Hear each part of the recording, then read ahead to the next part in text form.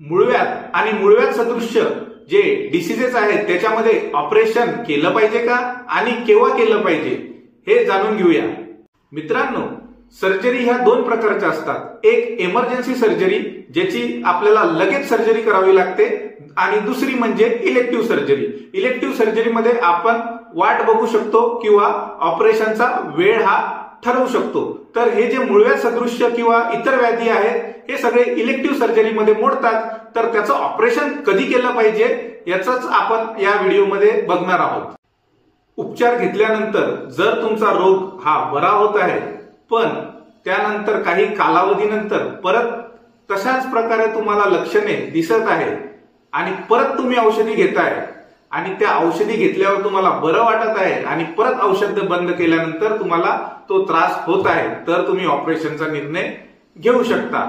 किंवा या व्यतिरिक्त जर औषध उपचारानेच तुम्हाला फरक नाही पडत आहे तर तुम्हाला ऑपरेशनची गरज आहे।